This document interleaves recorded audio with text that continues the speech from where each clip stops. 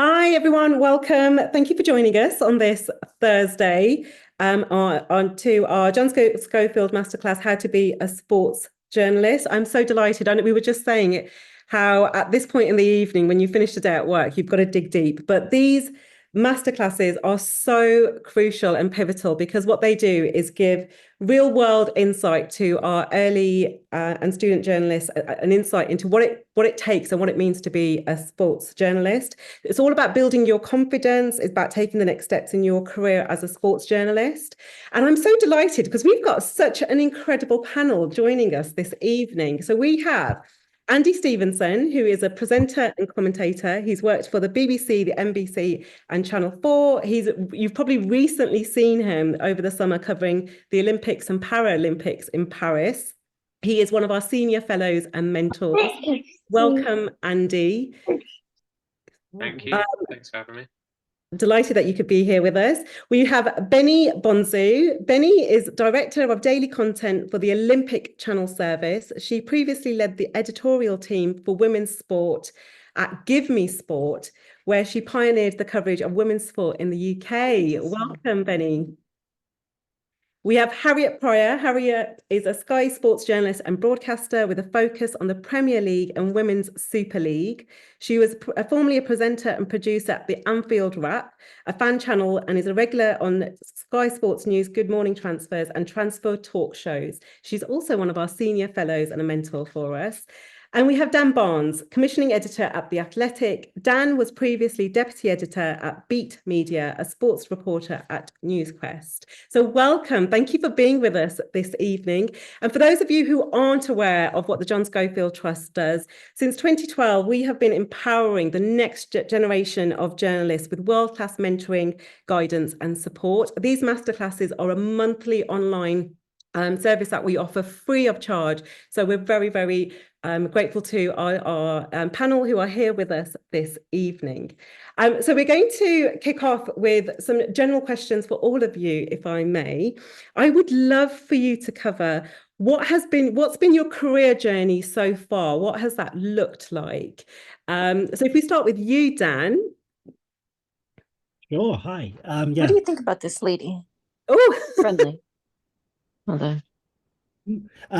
Yeah, that wasn't me, by She's the way. older, huh? She's the one that got the coordinator done.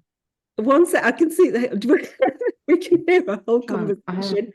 Bear with me, let me mute. Sorry, Dan, I've muted you as well, but while I was muting, but feel free to unmute yourself. Yes, that's me. Yeah, sorry, that wasn't my voice. Yeah, well, nice to sort of virtually meet everybody. Yeah. So yeah, sorry, Rupinder asked me to say a little bit about my career, sort of journalism career so far. So yeah, I took what at the time for me when I sort of graduated it back in 2009 was a very sort of traditional route into journalism, which was going straight to sort of a local newspaper. That was kind of it sounds strange, but back then it was actually quite a different world. There was like Twitter wasn't really even a thing, and all the sort of avenues for self-publishing that are available now to sort of young journalists coming through in terms of being able to sort of produce your own content. So whether that's, blogging or through TikTok pages, Instagram, that kind of thing, all these things are in their infancy. So yeah, there wasn't much else to do apart from try and get a job at a local newspaper. So yeah, I was lucky enough to start in Wiltshire, where I worked for the Wiltshire Times and then the Swindon Advertiser. Then after that, was lucky enough to move to Beat Media Group, which is a content agency which works with a lot of organisations such as gosh, who did we work with? So we worked with Team GB, we worked with the British Paralympic Association, we worked with Premiership Rugby, and we were lucky to sort of work with lots of other companies who I've not mentioned. And then after a few years there, I again was in quite a fortunate position where I was part of the team that launched The Athletic in the UK. So that was back in the summer of 2019. And it was, yeah, very, very exciting to sort of be part of a new organization launching a new UK operation. And yeah, there's been a lot of changes since we launched, but I'd say it's so far so good for us. Wonderful. Thank you so much. Andy, same question for you. Can you give us highlights of your career so far? Yeah, sure. Thanks very much for having me. Because I'm so old, I will tell you about three sort of different sections of my career. So the first one was, and it sort of tallies a little bit with what Dan was saying there, because when I was a teenager, I wanted to be a written sports journalist, and then I went off to university, got involved in student radio, and that kind of turned my head towards broadcasting. So the first section was in local radio, BBC local radio, which as Dan said about local newspapers, I think is increasingly the case with BBC local radio. In my day, to use that terrible phrase, in my day, it was a relatively straightforward transition from like a postgraduate broadcasting course into a job at local radio. I'm not necessarily sure that's the case anymore, but I had enjoyable years at BBC Radio Berkshire. The second chunk was then the longest chunk to date. I actually moved into TV production, which started when I got a job as a researcher on BBC Sports Personality of the Year in 2009. So I had worked my way up in local radio as a broadcaster, but that job was exciting. To move to BBC TV Sports and work at Television Centre, I kind of started as a researcher again, sort of, started at the bottom of the ladder, if you like, again, worked my way up then to a producer. I actually didn't go to Salford. I stayed in the south for sort of family reasons, and then ended up freelancing at different companies. And that kind of production chunk ended with me having a year at Channel 4 in their sports commissioning team, and then 5 years at Whisper, which I'm sure all of you know now is like I'm not sure I can still call them an up and coming sports production company, because they're hoovering up everything, it seems, but worked for Whisper as a producer for 5 years.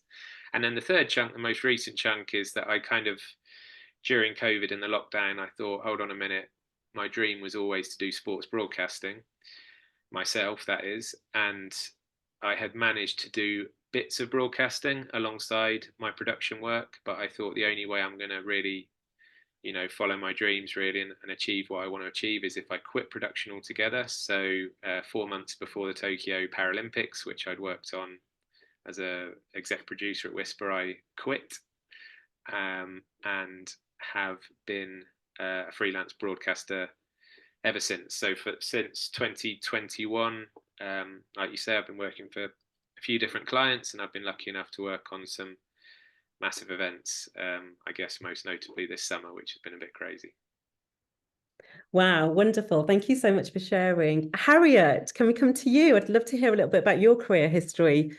Of course, yeah, thanks for having me. Nice to see everyone. So I started off in lifestyle journalism, so not really the maybe most traditional route. I was like writing about restaurants and hotels in London and getting into journalism that way. That was pretty much fresh out of university. I was doing that.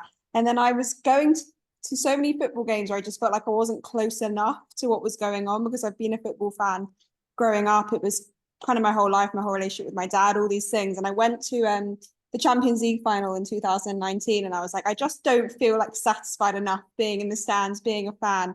So I started trying to make connections and make a bit of a network in that industry. And it was the amateur rap who you mentioned when you introduced me, who I first spoke with, and I actually applied for a marketing job there, which I had absolutely no qualifications for. And I thought, why not? Let's give it a go. They might like me. I got to the final four of that job.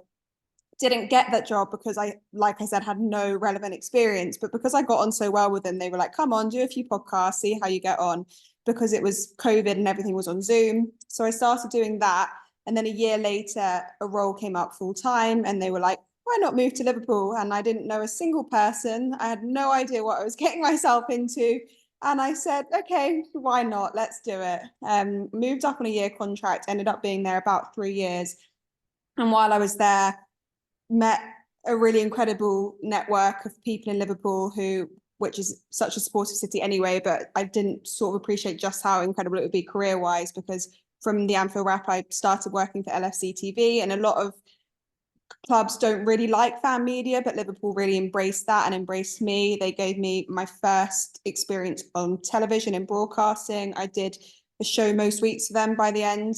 And then from there, I actually met a presenter who also worked on Sky, who put me in touch with Sky Sports News, and I started freelancing for them. And I did that for about a year and a half.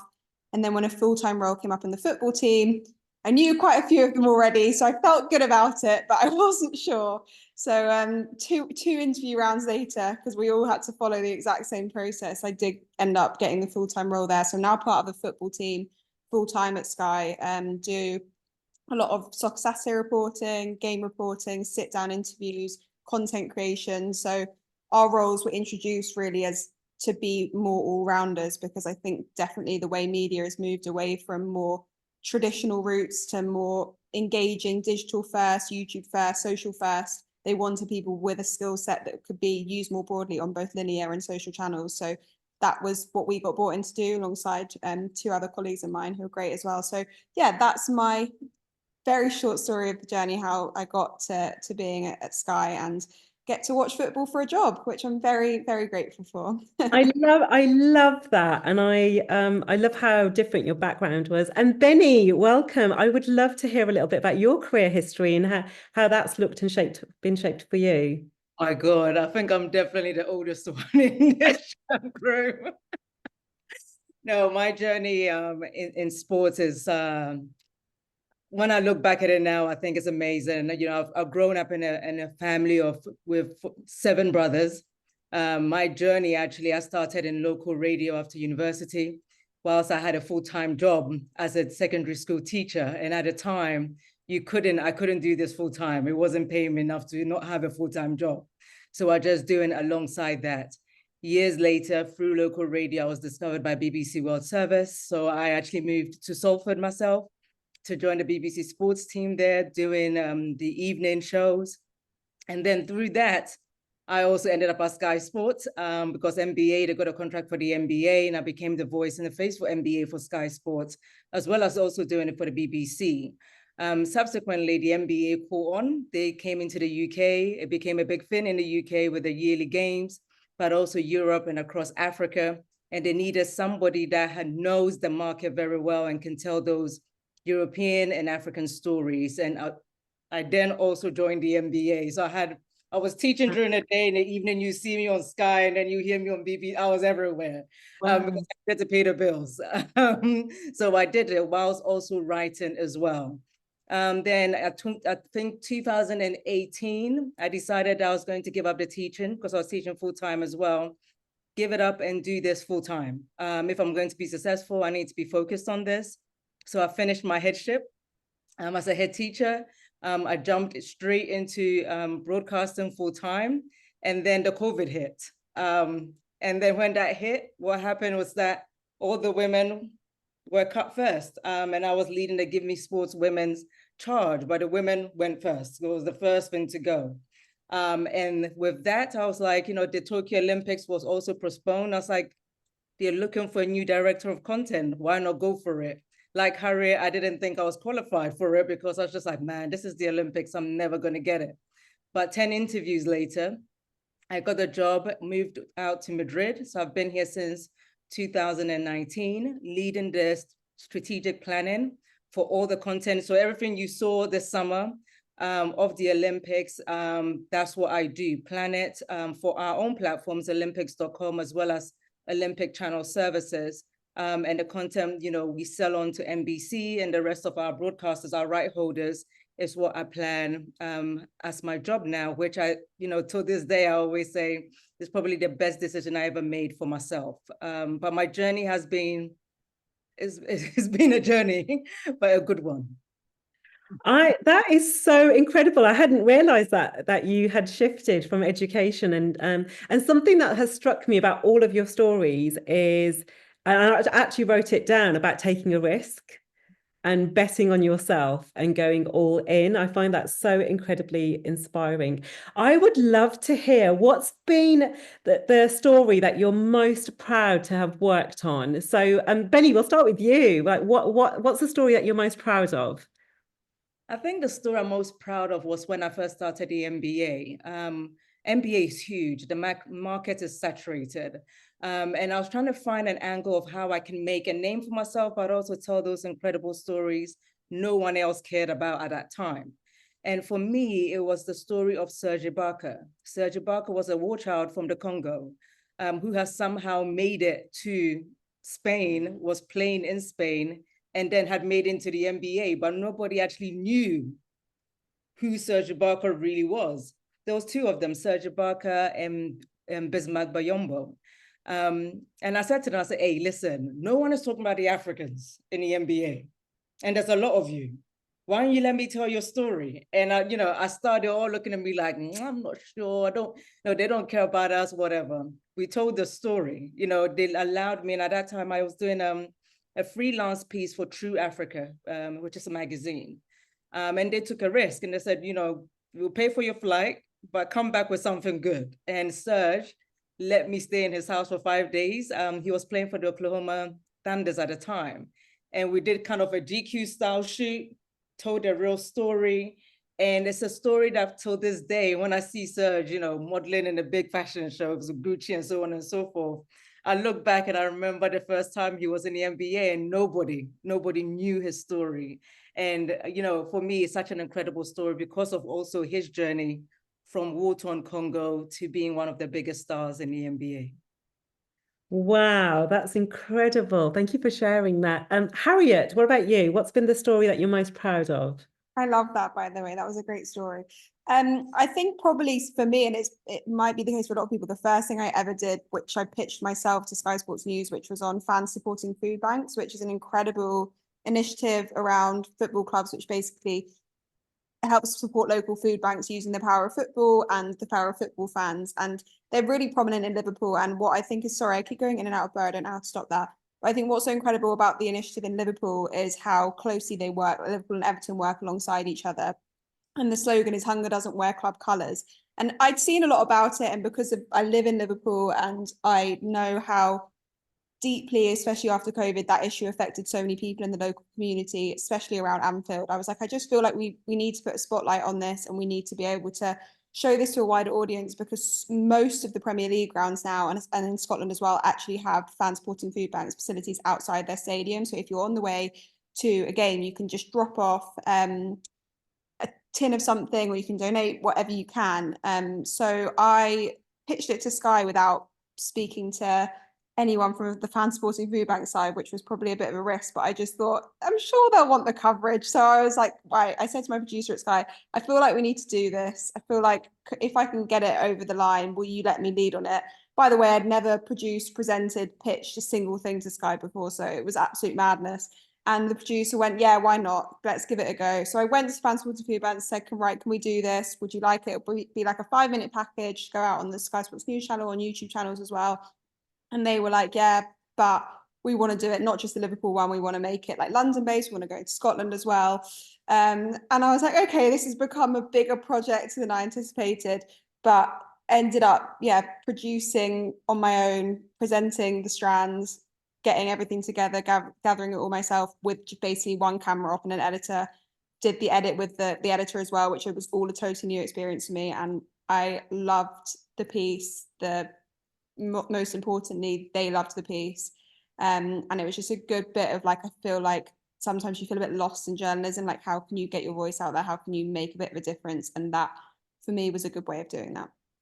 Wow, what a brilliant share. Thank you so much. And Andy, what about you?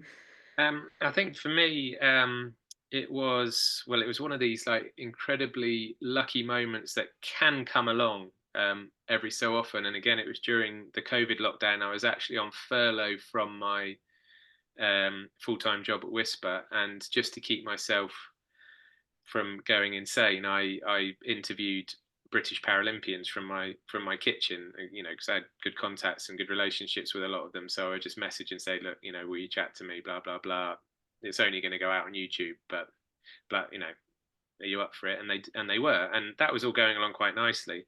And then I got a message from a guy that some of you may know called Pranav Sonaji from a company called Livewire, now 2 Circles.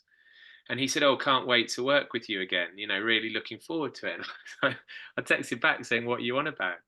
And he called me immediately and he said, do you not know? And I said, no. He said, well, I've got a contract here. We, as in 2 Circles, have just won the contract to produce the International Paralympic Committee's first ever podcast. and your name is at the top of the bit of paper I'm holding as presenter.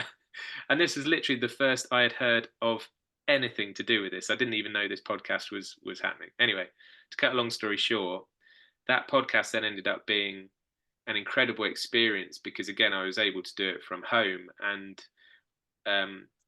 I was connected to, I think we did about 15 episodes. It was called A Winning Mindset: Lessons from the Paralympics, and I was connected to 15 of the most remarkable people I've ever interviewed. It was different Paralympians from around the world who obviously all have very different stories, backgrounds, disabilities, achievements, and as somebody who had covered the Paralympics from like a British perspective for quite some time, it was just really like liberating to me to suddenly be speaking to athletes around the world. And the one that really stands out was, now I think she may have been as young as 12, maybe 13, 14, but I'm pretty sure she was 12, was a Ugandan swimmer called Husna Kukandakwe. And she told, just brilliant stories of literally just swimming in like pools that had been dug out for her. She would train, like the village had dug a pool for her to train in.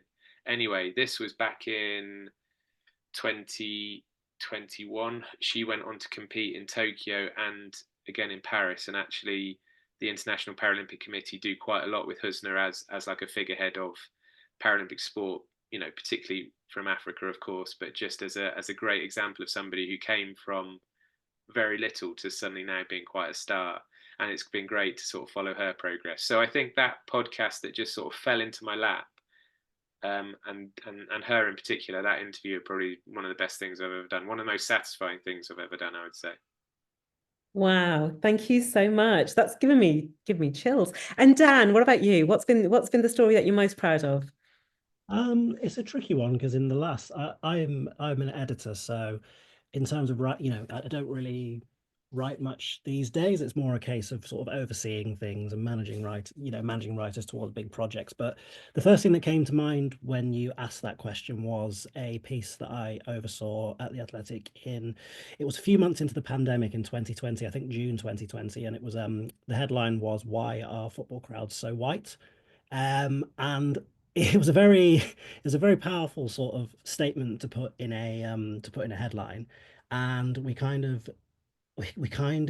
had a sort of group of three sort of black writers together, and it kind of started off by showing a bunch of images of crowds at Premier League games and sort of asking what is it that you notice about these images. And they were basically, what you could see from these Premier League games was the crowds, particularly photographed at the front of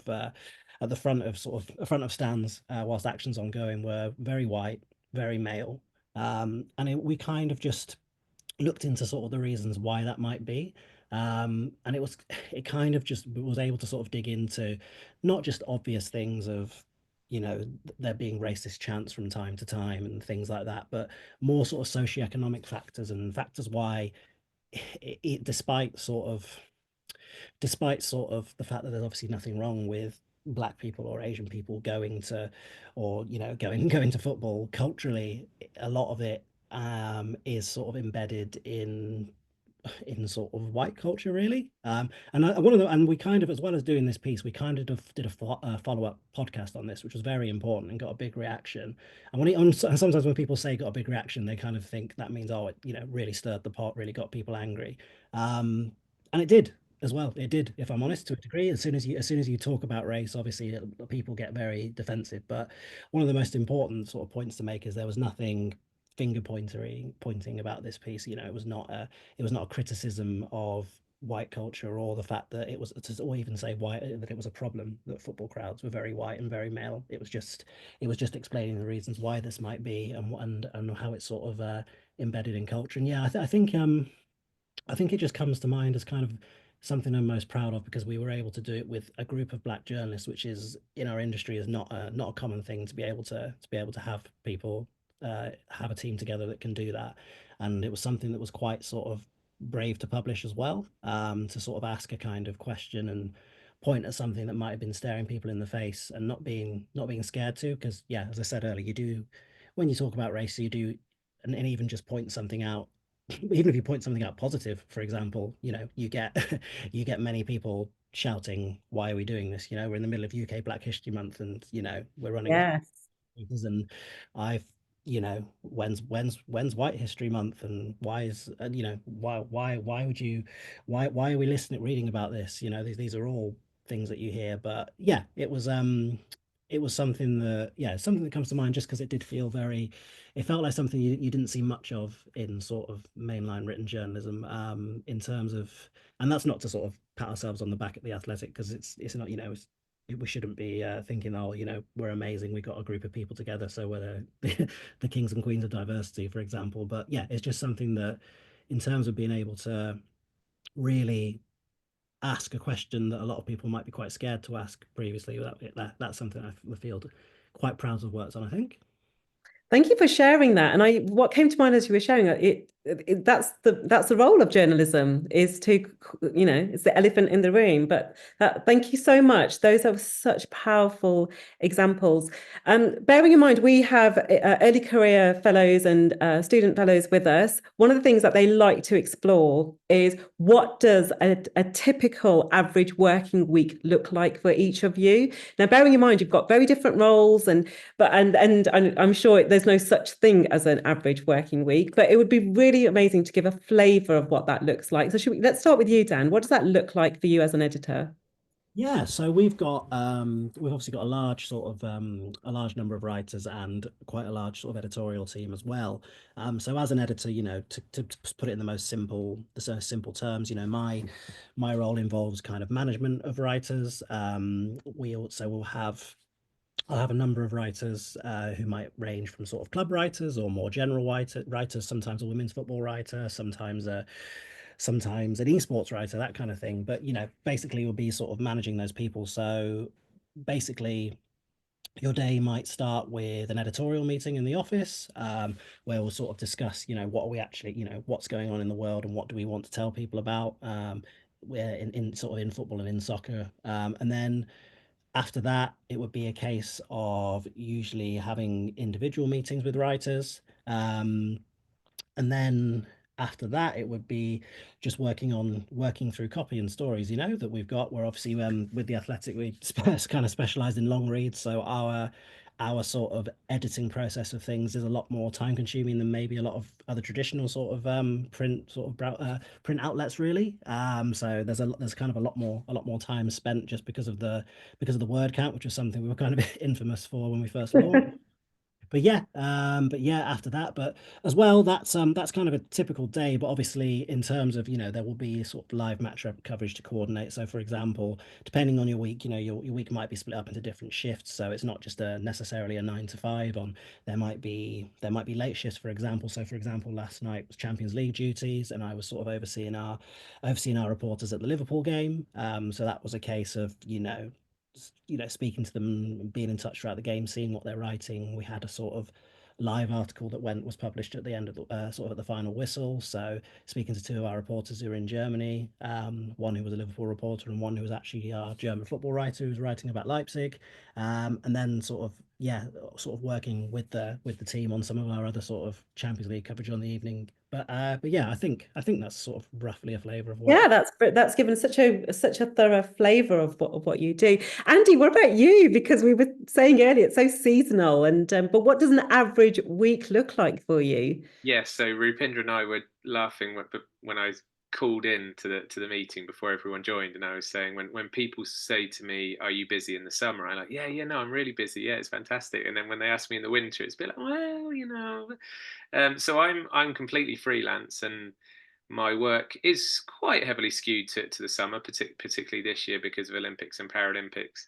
I mean, I think it would be wrong to give you a typical week from the Olympics, because obviously that is not a typical week. But I mean, just very briefly, I was a BBC TV sport reporter at the Olympics. So that is very much, you find out where you're going the next day, the night before, and it's like, okay, right, I need to gen up on this British athlete or this British team or that sport in some cases. And thank God for the incredible people that put together the research packs, or the Bible as we call it. You know, they do an incredible job, because we're often just jumping from event to event, often within a day. You know, I had some days at the Olympics where I'd go somewhere, the British athlete would be knocked out, I'm sent somewhere else immediately then that I'm not obviously expecting. So anyway, Olympics is crazy.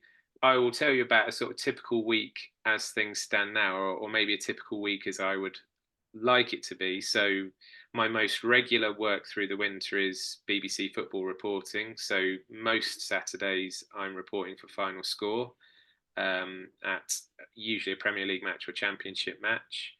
And then I have started in the last year working for Premier League Productions, or PLP, as a match day reporter.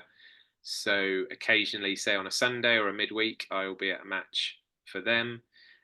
Sometimes they ask me to go to a press conference on a Thursday or Friday and ask usually the manager some questions after the Sky Sports reporter goes first, obviously, and then PLP after that. And I'm about to start. I'm literally doing my first one next week. I'm about to start doing commentary on the Football League for IMG, which then will turn up on Sky Plus, isn't it? So if all of that goes well, then yeah, in theory, I could be doing, let's say, a press conference on a Thursday, a football match on a Saturday, a football match on a Sunday, and a commentary on a Tuesday. And I guess for every match I go to, you've got to be aware that that then involves probably a few hours prep. In fact, the full commentary I'm doing for the first time, I'm still in the thick of my prep, and I think it's going to end up being like 5 or 6 hours worth of prep, because you have to know about every single player on the pitch when you're doing a commentary, every single player in a squad, actually. Whereas for Final Score, it's maybe 2 or 3 hours, because I'm only on in 30-second bursts, and clearly you're not going to have to throw in like a world of stats at that point. You're just literally telling people what you've just seen. So yeah, a typical week is quite a bit of work at home, doing prep and research, quite a lot of time on the road. There's a lot of travel. I think sometimes people don't necessarily think about that. When they see and hear commentators, they just, oh, right, Guy Mowbray's in Newcastle. Well, Guy Mowbray doesn't live anywhere near well, he does actually, but that kind of thing I think gets forgotten sometimes. And then obviously plenty of time at the matches as well, which of course is the fun bit. So yeah, it's going well. But of course, I should say, and I think it's important to say this, that there are some weeks in the winter where there's nothing. There's no press conference. I'm not asked to do a match for Final Score, etc., etc. So that's why the winter can be quieter than the summer. But of course, I'm trying to even things up so I can pay the bills. Thank you. And Harriet, what about you? What does a average week look like for you? I wish I knew, because I could plan my life so much better, to be honest. But no, I'll try and give a bit of a picture. But I just want to really repeat what Andy said about the travel, because today I did a 5-hour round trip to Coventry for 8 minutes of work. So like sometimes the days are just so mad, because you have one interview, which is like a 5-minute feature, and you've got to go halfway across the country. So it is like the bits that people definitely don't see. People just see the glitz and the glamour of what comes out on TV and not everything that goes into it. But I'd say a typical week for me is like a Tuesday to Saturday. So Sunday, Monday is generally my weekend. Tuesday, I'll have a midweek game. So that will either be Championship, League One, or Carabao Cup games, depending on what's on. Tuesday or Wednesday normally, but Tuesday nights. So I'll do a bit of prep on Monday, but try and have a bit of a quieter day. Tuesday, I'll have a game. Wednesday will be a prep day, because Thursday and Friday are interview days. So depending on what access or what games on at the weekend on Sky, we get different access slots with different clubs. So generally Thursday or Friday, usually one, sometimes both, quite a lot both actually. You'll have an interview. It can be EFL as well, for example, so at Coventry, or more and more this season WSL content. And that's like a sit down with a player, or we do something more like digital, social idea. And then Saturday, I'll have a game for Soccer Saturday, or live reporting. So it might be a Premier League game, WSL game, or a Soccer Saturday game. So that's generally my standard week, but it changes every week. And even though I'm staff, I don't know what days I'm working normally until the week before. So I feel like when people are freelance, they're like, oh, you don't know when you're ever going to be working. And I'm like, I don't know when I'm ever going to be working either. And I'm contracted, and I should know where I am. But that's just the nature of football and the job and sports journalism. I think in general, it's so ever changing. And unsociable hours because everyone wants to watch football when they're not working, so we have to work when everyone else isn't. But I wouldn't change it. That's such a good point. And Benny, what about you? Is there more consistency? Do you have an average working week? Oh my God. As Andy said, the Olympics is crazy. So my day is never the same. But generally it's Monday to Sunday. I don't get, like Harriet, I can't plan what is ahead because it changes by the week. For us, most people think that once the Olympics is over, it's quiet, but it really isn't for us because we've still got to cover all events. So it's not just football, just basketball, it's all the sporting events that we do. So generally, like on Mondays, every day my day starts off with a comms meeting just to see, who's talking about the Olympics, what's happening around the world, what do we need to worry about, what do we need to react to, what do we don't need to react to.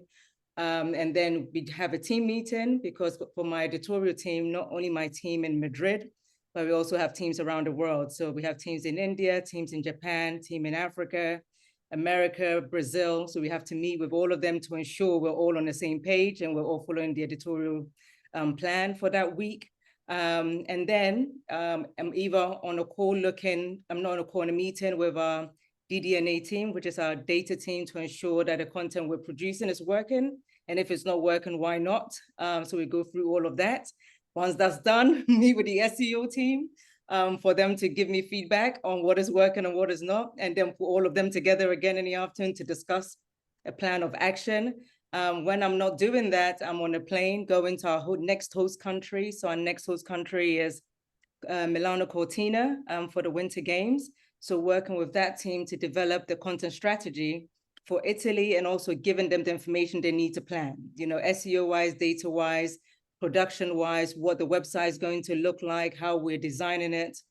And when I'm not there, our next team, which is in Dakar, because we have the first Olympic Summer Youth Games going to Africa. So that's a huge one for us. So it's really being on the ground and taking them through the process of what needs to happen.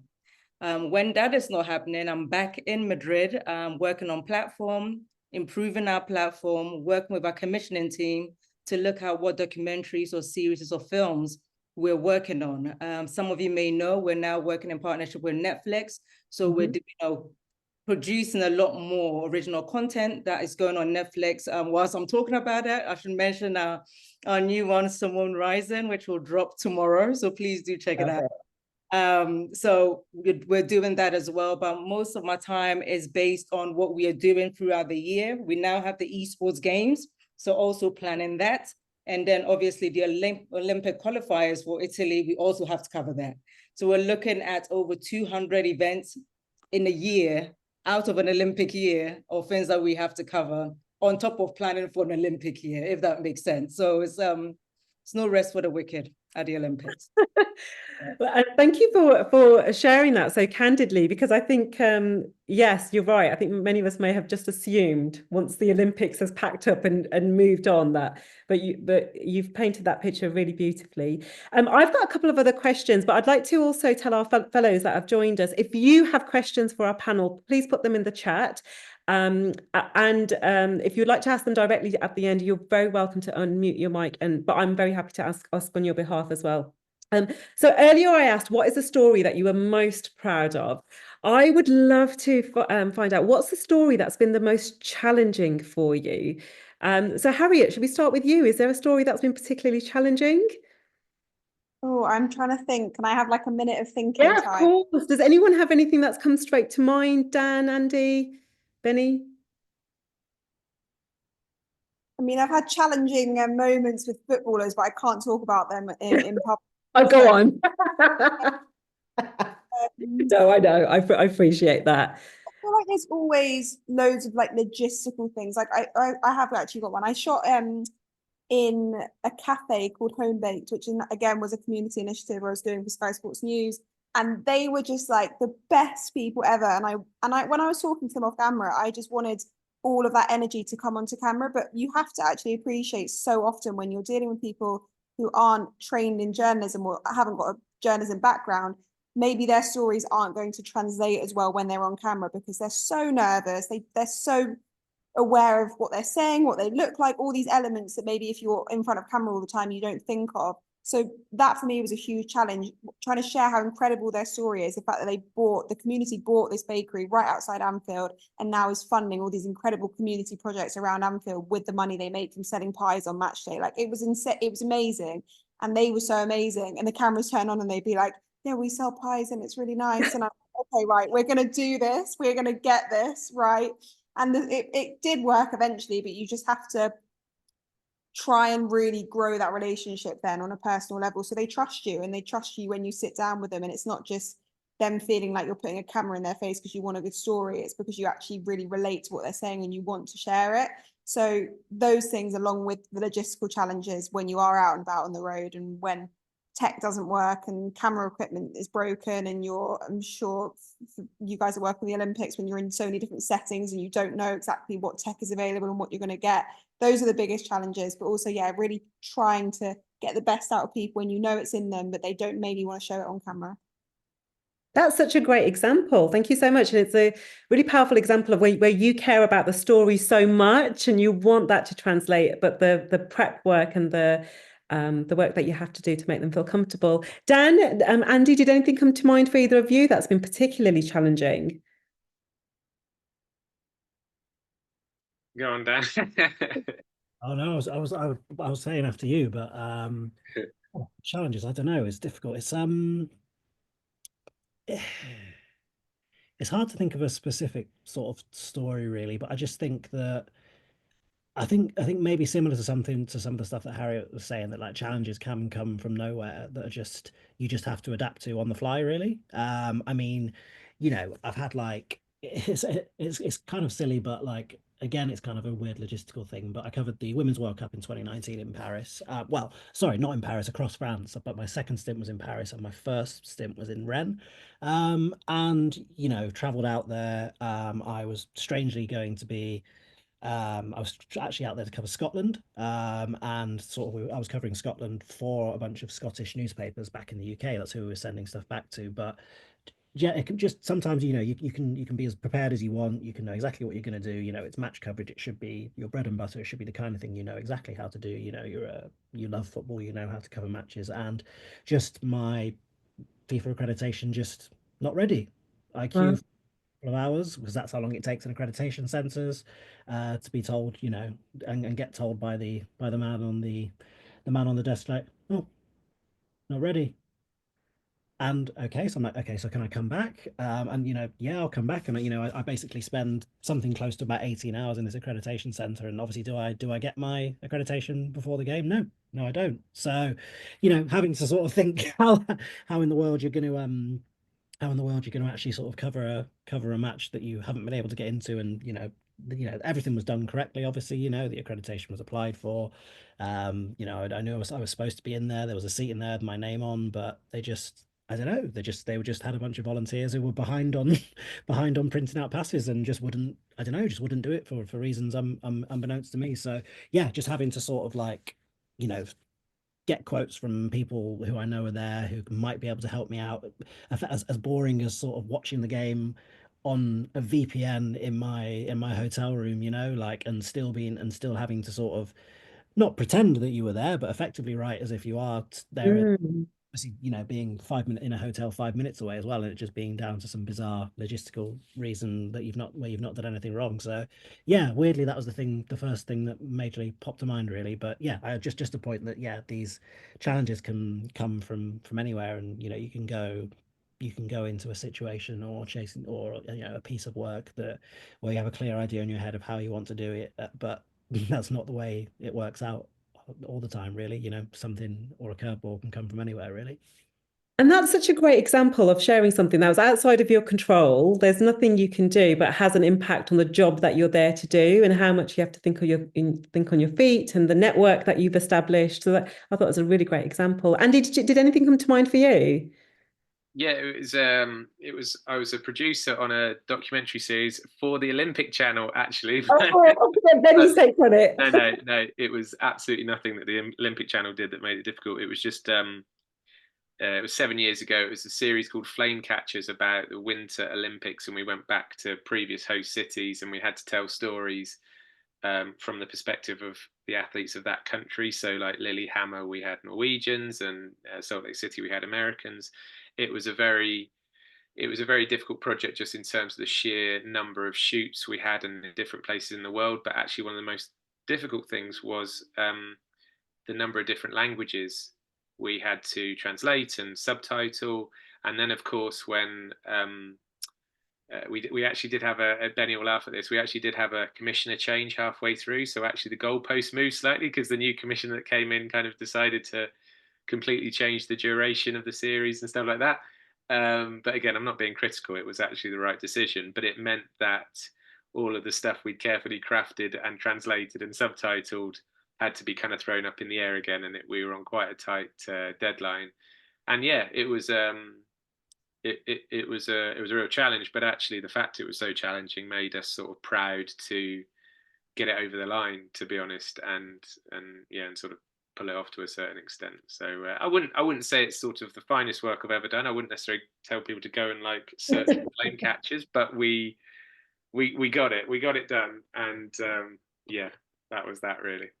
Well, thank you for being open and honest and sharing that. Benny, has anything come to mind for you? Anything that's been I want to apologize to Andy. I'm so sorry. I'm so sorry, because we produce in 11 different languages, so I can imagine the nightmare. As you're talking, I was just thinking about this summer, the opening ceremony at Paris. Oh my God. It started raining. I nearly lost my mind. I was like, oh my God. That's just one. But I guess the second one for me would be the Olympic refugee team as well. They have incredible stories, these individual athletes, and to tell that story in a climate of the world being, not the whole world, but majority of the world being against refugees, especially ahead of this summer, was so difficult. But those athletes, sitting down with them and explaining to them how important this is. They are just a few out of a million people that are refugees in the world, and them as a team representing that whole group of people in Paris was so powerful. It was very challenging because most of these athletes do not want the world to know they are refugees in different countries, but also their stories are powerful and it needed to be told. And I think after months and months and months of talking and trying to explain things to them, some of them came around and shared their stories, and it was great to see them also represented in Paris. But it is no joke, like Harriet said, they're so amazing listening to them off screen, but as soon as you put a camera on, it's like they don't some would even pretend and say, I don't speak English. And you're just like, oh my God. But it was, I think that and the raining of the opening ceremony, oh my goodness. I wanted to cry so badly. That was quite the opening ceremony. I can only imagine some of the challenges. So we're joined this evening by student and early career journalists who want to be sports journalists. I'd love to come to you each in turn and just ask you, what advice do you have for them? Harriet, should we start with you? Yeah, sure. I think advice. So I think a lot of people, when they look at people that they maybe want to replicate, or they see a job or someone in a job that they want to do, they think, how do I get there? And I just would really recommend like really switching that narrative around and thinking, how do I get my first bit of experience in journalism? And for me, I did that through fan media, and I know obviously that's not going to work for everyone, and maybe you don't even want to work in sport journalism, but there is so many incredible websites and channels and outlets doing really incredible things on a really small level, and just so much more likely to get an opportunity or a break, or if you have a really good idea, through those places than you are just going straight to, I don't know, Sky or whoever it is you want to work for and saying, can I do this? Because you haven't got the experience to back you up. But you'll be surprised how many people will take a chance on you if you've just got a little bit of experience on a more local level or on a smaller level or whatever it might be. So just really think about not how many people are seeing it or reading it or how many eyes on it, but what it might look like if you start to build up your portfolio in that way. So that's probably a really big bit of advice I'd give, but also just really advocate for yourself. I think someone actually in the comments has asked, do you, as a freelancer, you find it's more companies coming to you offering work, or you have to be proactive? Like nothing comes to you in this industry. Like you can be so good and you can be really talented. But if you do not make clear what you want and what your intentions are, like things will not come to you. You can't just do a good bit of work and wait for the other work to come in. Like you do that good bit of work and then you email it to 10 editors and you show them what you're capable of. And I think that's a really good way. You just have to advocate for yourself, have to take chances, say yes, but never expect anything to come to you, because it's such a competitive industry and there's so many good people doing really good things. So you just have to make those small stepping stones. And sorry, I think something's buzzing on my computer. Make those small stepping stones and really advocate for yourself. I don't know if that's good advice, but it's advice. I think that's brilliant advice. And I did have a very specific question, which you've just answered, about just how competitive it is and what they can do. So thank you for sharing that. And Benny, I'd love to come to you. What advice do you have for our fellows who are starting their careers? I would just say, do your own thing and stay authentic. For me, when I first started, no one gave me the opportunity. In fact, I contacted everybody I could think of, even the people that I wanted to be like. No one responded. So in the end, I just started writing myself. And then eventually somebody picked up and gave me the opportunity. Like Harriet said, don't look at the big names and shiny names and like, I definitely want to go and do that. No, you've got to start. And once you start, then people will back you up. I remember, I don't know if Harriet, you know Andy Curran, he was the first editor-in-chief for Sky Sports News. And he was the first person to actually notice my writing and just said, hey, come and do it for us. You can't be doing it for free for people. But I would say just go for it, do yourself, stay authentic. Don't try to be like anybody else. And then the fact is, especially in this space, it's very big, but it's also not very big, if that makes sense. Somebody's always looking. Somebody like me, I'm always looking. I'm always looking for fresh talent, people that are bringing something new to the table. Do the work, you will be noticed. But yeah, do not depend on BBC or Sky Sports or the Olympics reaching out. We will find you if you're really good at what you do. That's such incredible, powerful advice. Benny, I have a specific question for you, because you've been such a pioneer of diversity within sports and journalism. And as Dan said earlier, we're in Black History Month. Do you have any specific advice for any Black journalists who are starting and making their way in this career, or is the advice that you've just shared? I mean, as a woman of color in this space, I'll tell you right now, no one advocated for me. Harriet said, advocate for yourself. No one advocated for me. People only started advocating for me when they started seeing me in big rooms. That's when people started claiming me, if that makes sense, especially in the UK. You know, when we talk about women's sports in the UK, back in 2016, 2017, no one was doing women's sports. When we started at Give Me Sports, they gave me a budget of 40K and they said, do women's sports with that. And, you know, I literally said to myself, I am going to just recruit women. It became a huge fight. It was a huge, huge fight. It was a Black woman in a newsroom recruiting diverse women. So I had everybody there, every race, every woman from every walk of life, but really talented women that nobody else had given them the opportunity to do this. And one of the first big events we covered, Dan, was actually at the Women's World Cup in France. And no one gave us accreditation. So what did we do? We just bought the tickets and we sat in the stands with our laptops and we wrote the stories. All of a sudden, BBC was doing a big spread about, look at our diversity and what we're championing women's sports. Then Sky Sports did it. And it was so weird. And then you realize very quickly, again, in this space, you have to advocate for yourself. You have to stay authentic. And especially if you're a man or woman of color, you really have to go out there and do your own thing. And once you do that, you will be noticed. Why? Because there isn't many of us in the first place. So that's how you're going to be noticed. And I remember, like I said to you guys, when I applied for the Olympics, I honestly thought I wouldn't get the job. I did 10 interviews to get a role. And even now in this position, when I go to meetings, they're like, oh, we're still waiting for the director of content. And I'm like, that's me. That you're looking at her. You know, and I always have to, even now, I still have to continuously advocate for myself. I also still need to stay authentic, whether I'm Black or white or whatever. You have to advocate for yourself and you have to show people why you are different and why you will be hired. You know, don't wait for people to come and find you. Do the work. They will come and find you once you've done the work because they know how good you are. I love that. Can I just feel like clapping to that? It's so true.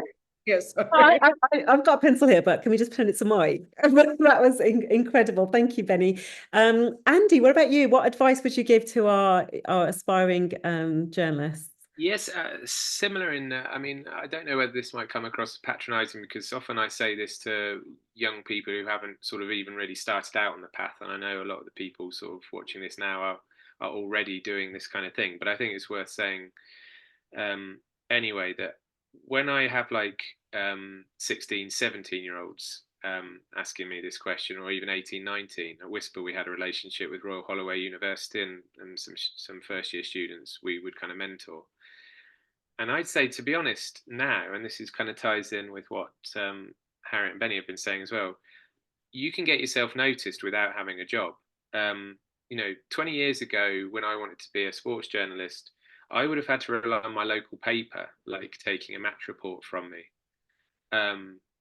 Now, I would say, if you have, you know, a college team, a village team, any sort of sports team, and you want to be a sports journalist, then start with that team. Like, go to the manager, chairman, whatever, and say, like, can I come along with a camera, interview some players afterwards, write a match report? Doesn't really matter where it goes, you know, even if it goes on that team's website, to a certain extent, even if it goes nowhere, you've suddenly got a little portfolio. And then when you approach people looking for a job and say, I am a sports journalist, and they'll go, really, what are you doing? You know, because they won't ask about exam results or where you went to school. Hopefully they won't ask you where you went to school. They'll say, oh, you know, what work experience have you done? And again, I think this is like, you know, you see this with influencers in other sectors. Like, they've just created a career, a persona for themselves. Nobody's given them any employment or a job. They've just gone out and used social media and YouTube to just do their own thing. And then just one thing I wanted to say was that, because I think this question comes up a lot, is about how often do you pester people? One of the bits of advice I would give on that is, if you've, you know, emailed somebody about work and you don't hear from them, and this of course happens, you know, and we're probably all guilty of this, as sort of pious and nice as we might think we are, all of us, I'm sure, have missed or forgotten to reply to somebody in this circumstance. What I say to people is, if you haven't heard from somebody for a while, then yes, contact them again, but contact them with something fresh. Don't just be like, oh, did you see my email 6 weeks ago? It's kind of like, oh, hi, it's, you know, did you see my email from 6 weeks ago? Since then, I have done this, or here's an example of something I've done in the interim period. Give them something new, because actually that, I would say, is more likely to jog somebody into replying, because that person receiving that message will either have forgotten that they didn't reply in the first place, and so you're approaching them new anyway, or it will make them go, oh God, crikey, yeah, this guy or girl emailed me 6 weeks ago, sorry about that. Oh wow, yes, thanks for sending me something new. And you might have to do that a couple of times. And I've got friends and colleagues, even of my age, you know, in their 40s, who still get so frustrated that people don't reply. And I say exactly the same to them. Don't just pester with nothing. Pester with something, I suppose, is how I would sum it up. Give them something new. That's such a powerful and simple advice, but until someone tells you that, you don't know it. And Andy, I do have another specific question for you, because I've seen you comment before about your particular journey as a journalist with a disability. How has that impacted and informed your career and the reporting that you do? I'd say it's impacting more recently, because in my early days, for good or bad, you know, you can judge me on this, but I just wanted to keep my head down and do the job and prove to people that I could do the job. So I didn't make a great deal of fuss about my disability. And actually, somebody pointed out to me, and I do think it was sort of unconscious rather than conscious, but my broadcasting career was almost entirely radio to start with, as in people couldn't see, right, disabled, and people would judge me just the same as all the other reporters on the radio, just on the basis of what I was saying and my voice and all of that sort of stuff.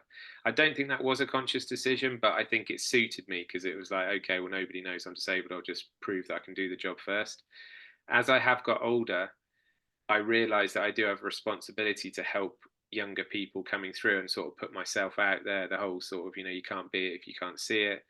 I'm involved in a group called TAGS, which is the Ability Group in Sport, which is a sort of little, well, not so little anymore, a kind of group of us who are working in the sports media industry who have disabilities. And it's a self-help group, if you like. It's a jobs network. It's lots of things. And actually, we've just in the summer, we had a report published, maybe not published, but we were asked by the English Football League to put together a report on the accessibility of press boxes and football stadiums from a disability point of view.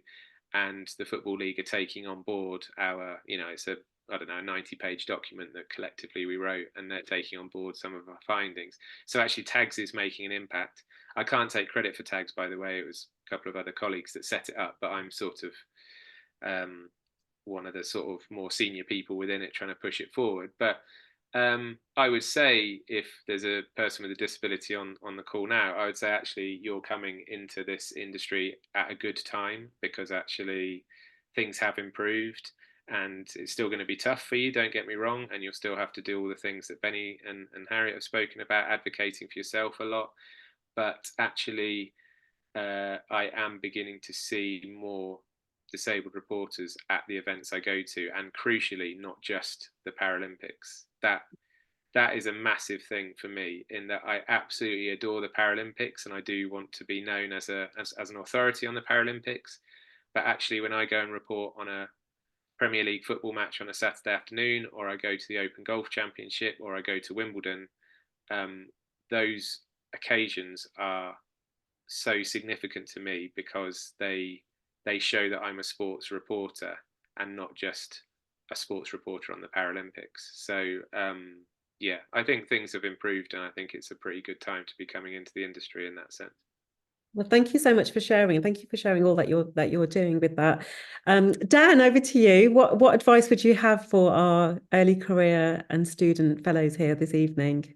Well, Andy actually was sort of singing from the same hymn sheet, and in terms of the points I was hoping to raise, which was about well, it was about experience and sort of self-exposure, really. I mean, and this is quite easy for me to say as someone who is employed as a journalist and has been for a while, but I really don't advocate for unpaid internship work, and it's a part of our industry that has been a cultural thing for a long time. And obviously, if you can get an unpaid internship at a large media company, for example, you obviously might go in with the idea of, if I go there and, even though I'm not getting paid, but I impress, then maybe that'll help me. I really don't really like that, if I'm honest. But I do think that work for yourself, and in the same thing that Andy was saying, though, off your own back, can be just as beneficial, though. So for example, I just think if you particularly if you're interested in being a sports journalist and reporting on sport, if you haven't got the experience of actually going to sport,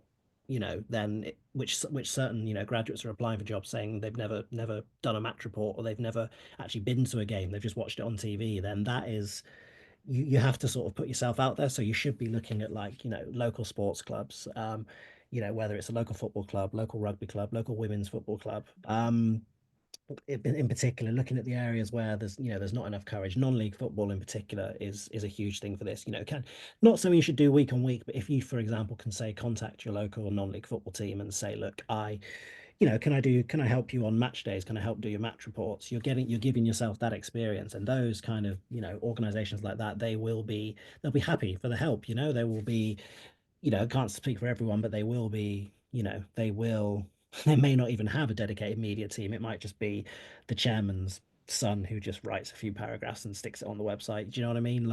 And you're kind of building up that experience yourself. And then if you start doing that, then maybe you can go to sort of, local media, for example. Local media outlets they've had a lot of sort of job cuts over the years, the squeeze has been put on enormously. So, you can then go to them, get them and say, look, you don't have anybody covering the women's team this weekend. Let's say it's Watford women, for argument's sake. Could I do it for you? And look, I don't advocate for doing lots and lots of unpaid work. I really, really don't. But similarly, it just helps so much more when you're applying for jobs or trying to kickstart your career, that you can say, look, I have the experience of doing this. Because yeah, it's not so much the grades that are gonna make you impressive, it's what you can do. But the same thing, and I kind of said this very early on when I was sort of introducing my sort of career, I think the ways in which you can publish your own work now, they're just multiplying, and they will continue to multiply so much more. And that's and I think it's more about figuring out what it is that you specifically are most interested in about sport, and that you think you can do that's maybe a little bit different. So, if, say, for example, tactics is your bag, you really are able to watch a game and you've got a really clear idea of, the interesting trends that are going on. There are people who are, like, for example, publishing long Twitter threads, for example, of just, I watched this game on TV and here's everything I noticed. Here's me breaking down, why, I don't know, Mohamed Salah's pressing was so effective for Liverpool, or whatever it might be. But you could put that on your own blog site, or you could even then hop onto YouTube or TikTok, and if you're confident in being, you want to sort of show off your broadcasting ability, I'm going to stand in front of a camera and talk you through that, and here I am, here's my face, here's me. There are so many people. When we spoke about influence and stuff there are so many journalists now who are kind of launching themselves, really, rather than waiting to be discovered. They're kind of, yeah, they're unearthing themselves rather than waiting to be discovered. I think that's so important. But yeah, and I think the last thing I think, and this, what amidst all this, I think it's just, you need to focus as well, or never be scared to focus on, like, what you're most passionate about, or what you think makes you stand out. Because our industry is very, it's changing and evolving all the time, but, like, it's very stuffy. And in the last few decades and things like that, there's a lot of nepotism that's gone on, and a lot of people, the same sort kind of people, are employed in the same kind of roles and have been for a long, long time.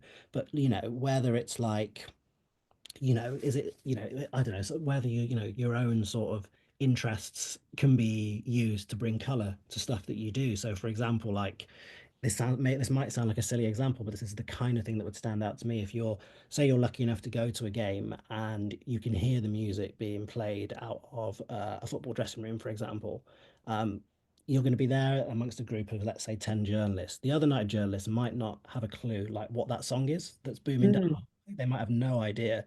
Do you know what I mean? But you might. And that kind of thing, being able to notice those kind of things might sort of make the difference and make your work stand out, if you can use that in your work somehow. That might sound difficult to do, but these kind of things, the stuff that, or it might help you, for example, if you're lucky enough to interview a footballer, and a lot of people will get a footballer and just be like, so what do you think about the game next weekend? That's going to be a tough one. But if you are, say, clever enough to, like, you've looked at that player's Instagram, you've noticed, like, the music they're into, or the clothes they're into, or you notice, for example, that they seem to like posting videos of themselves cooking, for example.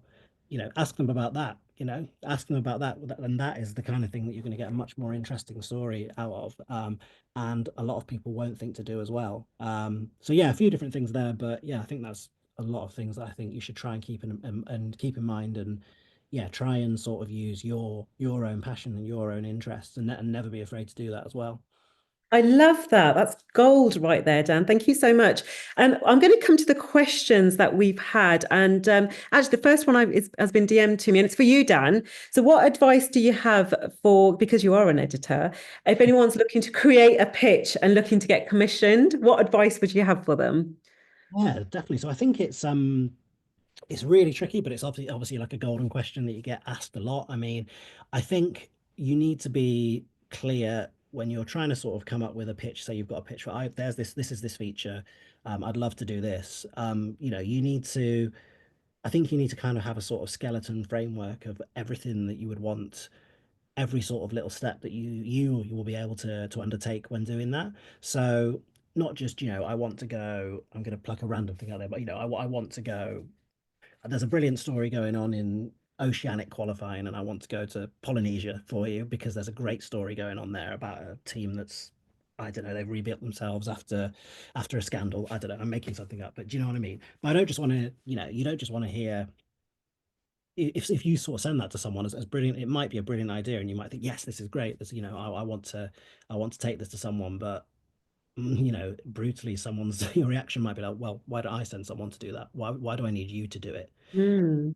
You can, what you need to be doing instead is saying, and this is obviously an extreme example of flying around the world, but you want to be saying, I want to do it because I've already, I want to speak to this person and this person, and the reason I can do it is because I am passionate about this, and I've been following the story for 3 days and for years, and this is exactly exactly the reason why you need me to be the person that does it, if that makes sense. So yeah, it can be pitching is a really tricky thing, and I think like you have to be prepared that people are going to say no, because you just never know the sort of budget of the sort of the openness of the sort of outlet that you're approaching. But at the same time, you have to also sort of think that whilst this might not always be the case, you might be looking to take something multiple places. You also want to be pitching why this story is right for the people that you're pitching it to. So I'm taking this to Sky Sports News because, or I'm taking this to the BBC World Service because. That's kind of the reason why, because it kind of fits with their ethos, because it fits with the kind of thing that you've seen from that publication. Even if you've got a great idea and you do sort of send it off to 5 different outlets, let's say, for example, you want to be sort of packaging that up in a bespoke way and say, just so that it's not just the kind of idea that thinks, oh, this will just bounce to someone else. You may say, no, this is why I've come to you, give me sport, for example. Yeah, it's a bit vague maybe, but I think that's some of the key things to remember. No, I think that's very specific in terms of the question. So thank you for that. A question here for Benny and Harriet, because you both spoke about the very specific stories that you shared about the fans' food banks and the NBA player who escaped war. What's the process of finding these stories? It's obvious you have a strong attachment to your community's field patches, but gathering contacts feels challenging as an early career freelancer. Benny, do you want to go first? Okay. I think for me, Twitter was the best network, and to be honest, 90% of the contacts I made, I initially contacted on Twitter, and I don't really think like it matters if you've got a huge platform to do that, because I think if someone wants their story to be told, then and you're going and you're sending them a genuine message that you want to connect with their story, that they are quite likely to get back to you. It does depend, and I know obviously that's my experience I've had, and I knew a lot of people in the community anyway, and like I said, they were people who like you mentioned the question, there are people that like, it meant a lot to me, that story. So I think finding the stories is just, we've spoken about it a lot, haven't we? It's just about what you're interested in, and it's about finding your voice. And I think that stories naturally come from that. If you're inquisitive, if you're out in the communities, if you're looking on social media, you're seeing what people are talking about. And also you're thinking about themes that are really relevant at the moment, because I think sometimes we forget as journalists, even ourselves, that something might be really interesting to us, but like, what's the hook? Like, why are other people at this time going to be interested in it? Obviously, with the fan supporting food banks, in the wake of COVID, that was a massive talking point, the cost of living crisis. So there was a newsy hook as well as an interest from me personally. And I think there are a lot of stories like that, but you just have to be a bit more proactive finding them. But for me, Twitter was a really great place, both for finding the stories and for making the contacts. So and a lot of Twitter. Twitter as well. I think we like loads of, especially commissioning editors and stuff, when I was doing more writing side of freelance stuff, like they all have their emails in their bio, which they probably hate now, but you can reach out to people more easily than you'd think. And I wouldn't worry about being an early stage journalist, because you can still reach out to people the same way that any of us on this call could. Thank you. I took my email out of my account, Harriet. I took my email out. No, but for me, it was just about being part of the community. As Dan said, and also Andy has mentioned, if you're passionate about a sport, and I grew up around the Premier League, I started in the Premier League and then also the NBA. I love the games. So I've always been part of the community, but going to the games and taking the time out to get to know the players as well, you know, hanging around, speaking to them and getting to know them off the field of play. You know, I knew that everybody's writing about what is happening on the field of play. And at my time, I come from the MySpace era. Nobody else was talking about it off the field of play situation. What music were they listening to?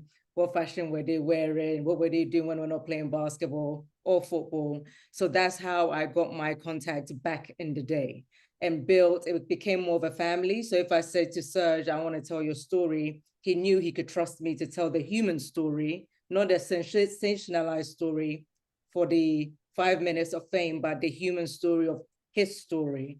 And that's how I got those contacts made. And to touch on what Dan also said, as a commissioning editor for the Olympics, for example, if you're approaching me with a story, I want to hear the story. You know, if you're going to tell the story, I want to know that you're close to the athlete and you can give me the real story of that person, not just, I like it and I want to go to the NBA finals because I think it would be cool. No, tell me why you have a connection with that player and how are you going to tell the story that's going to engage me, but also the global audiences. That's really important. It's important that you're part of the community of the sports that you're talking about. Brilliant tip there. Thank you so much. Andy, I'll come to you with this question. It's from James Gray. James is asking, as someone who's working in the broadcast news at the moment, but interested in switching to sport, what would you suggest as things to do outside of my normal work to help move towards that goal? Yeah, that's an interesting one because obviously, I mean, the fact that you're working in news journalism already is a massive plus. So, you know, don't be worried about that. But I do know that it can be a concern of how are you going to specialize in sport because you work in news. So I think one is, I'm sure he's doing this already, but anytime a news story comes up that involves sports, absolutely like try and get on that. And actually, obviously, we've just been talking about pitching, but maybe pitch some news stories that have sport at their heart. I'm sure he's already doing that. And then I think it's a case of just a lot of the things we've already been talking about, try and create a sports journalist sort of profile for himself outside of his actual job, if he can. Sorry, that's my 1-year-old. They're crying, if you can hear that in the background. So yeah, I think it's a sort of, it's bringing together some of the answers people have already been given. Like, get out there, make yourself a sports journalist in your spare time, if you have any spare time. And then when you're at work as a news journalist, just try and pitch some news ideas that involve sport. I mean, obviously, like Harriet's food bank story, for example, is actually a news story, really, isn't it? But it has sport at its heart and could have been something that he pitched in a news context. Brilliant advice. Thank you. Question for Harriet. How did you first approach Sky when you wanted to work for them? Was it via phone, email, carrier pigeon, fax? Do you sell fax? So I don't feel like my answer is going to be very helpful here because I met someone who, when I was working for LFC TV, who also worked for Sky. So that was how I started working for Sky because I had that direct contact. So I didn't like cold pitch them. I don't even know if I'm sure I don't know who you'd email. Like, I don't even know who you'd go to if you're trying to like cold pitch Sky. But yeah, sorry, I don't really have a very helpful answer. It was just a contact that I met through working for LFC TV.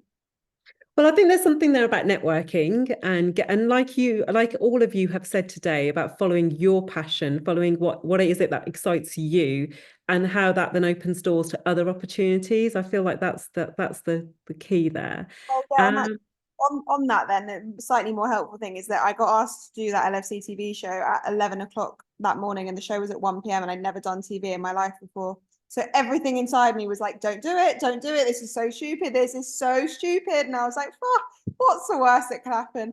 And it all turned out well. So say yes, even when you're absolutely petrified and think, I'm not ready for this. Because if you weren't ready for it, the opportunity wouldn't present itself.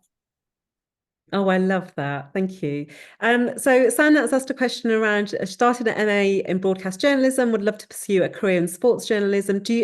We may have already answered this, but do you have any advice on gaining work experience? So how to approach people or organizations? If anyone would like to answer that. I would say try to go to a lot of the networking events, especially in the UK. So they have the Leaders Week that happens every year around this time. They also have the Sports Pro conferences that they do. And then they have the BComs networking event. So in the UK specifically, there's so many different events you can go to, and you see all these people we've all talked about in that same space that you can talk to and gain advice, but also do the research. Try and reach out to Andy, myself, Harriet, Dan, and ask the question. You know, I know some of you, we're all really busy, but we'll make the time to try and give you the best advice that we can. But again, if that's what you want to do, just start. And when you start, someone will find you. You know, like you asked Harriet the question on, you know, how do you, who do you go to? I was doing my own thing until Andy, who used to run Sky Sports News, literally came to a BComs event and said, hey, you can't be doing this for these people anymore. You need to come to Sky Sports.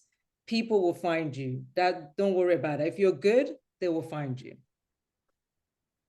Andy, I can see you nodding there. Did you have anything that you wanted to add to that? Yeah, I mean, nothing really to add. I mean, I think like Benny's saying, I think it's and we've touched on already, is like just do your, and again, it might sound patronizing, but do your absolute best at everything you do, because somebody will notice you. You know, the example I give to people is when I was starting out in BBC local radio, it felt like there were little hurdles to clear. And so I started answering the phones, and then I started like writing little sports scripts for the presenter. And then one day the travel reporter was off sick, and it was like, oh, look around the newsroom, who's going to do it? Andy, do you want to have a go at travel? Fine, I'll do travel. And obviously I could have sat there and been like, oh God, I don't want to do travel. I want to be a sports reporter. But actually I was like, right, I'm going to be the best travel reporter they've ever heard. You know, probably wasn't. But because I then gave that my all, I think I ended up doing it for 2 or 3 days then while the person was sick. And then it felt like that was a bit of a hurdle where suddenly they went, okay, we've now heard Andy on air. So now he can be the cover person for when a sports person is off sick, and he can read the sports bulletins. And then, you know, within a couple of weeks, I was then reading sports bulletins on a regular basis myself, not just the supply teacher type person. So I think it's like, yeah, whether you're answering phones, writing out the cricket results, doing a travel report, Vox Pops, everybody hates doing Vox Pops. You're not alone. But if you're asked to do it, just make sure they're the best Vox Pops anybody's ever seen. And just, yeah, be brilliant at every little thing you're asked to do. And people, like Benny says, people will notice. They might not notice immediately. They might not let you know they've noticed, but they will notice. I love that. Like, So Harriet, were you going to add something? we have touched on it, but I think a lot of us have been speaking about building a portfolio and getting examples of work, and I just don't think it's ever been easier to do it on your own with all that social media and TikToking. And you might hate it, and you might think this is like the worst thing ever, and I'm sat here editing a video for 3 hours and no one's ever going to watch.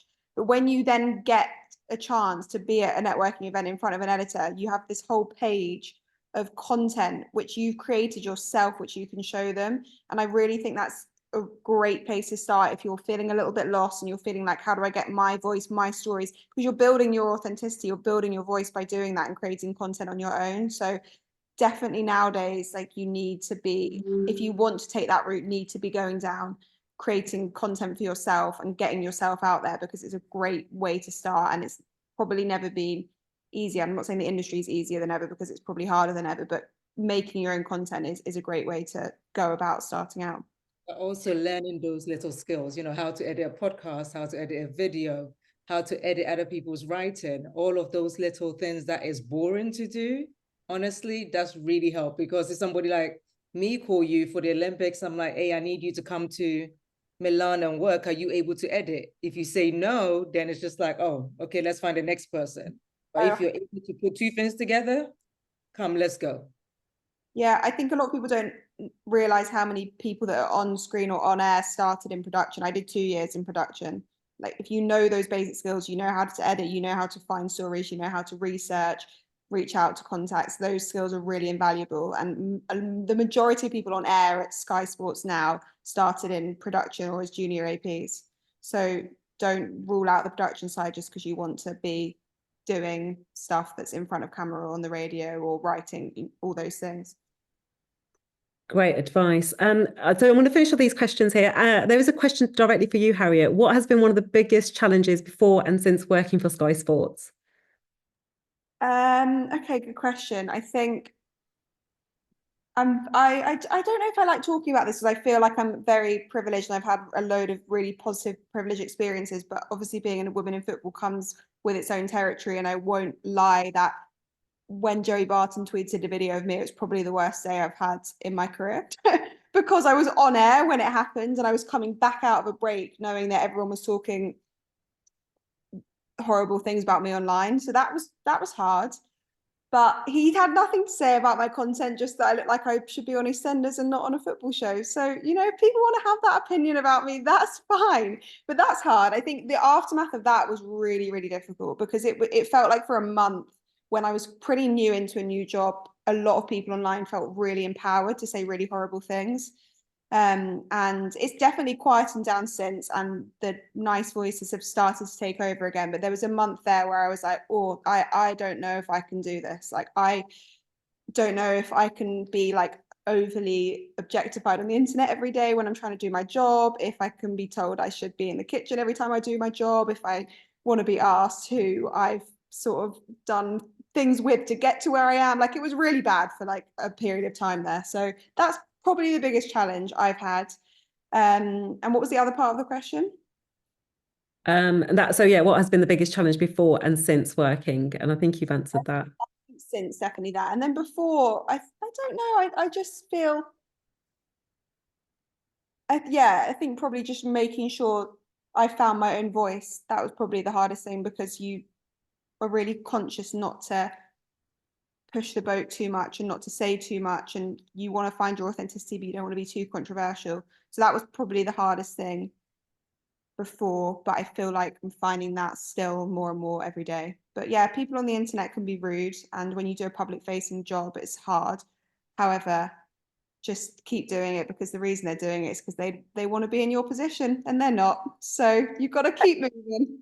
And can I tell you, Harriet, you inspired me. I've got Mo cheering us on behind me right here. That's not normally there, but because I knew you were coming on today. So, so keep going. Well, we've come to 7:30. I'm so grateful for each of you. Thank you so much, Andy, Dan, Benny, and Harriet, for being part of this legitimately a masterclass with so many golden nuggets and mic drop moments. I know our fellows would have found this hugely beneficial. Thank you for giving us your time. We at John Schofield Trust, we're a small charity with a big heart and a big mission, and it's so incredible to have you all part of it. So if you haven't already, please do sign up to our newsletter so you don't miss the next masterclass. But for now, I just want to say thank you again. Thanks, Dan. Thanks, Andy. Thanks, Harriet. And thank you so much, Benny from Madrid. Have a wonderful evening, and I look forward to seeing you all soon. Bye for now. Thanks, everyone. Very much, everyone.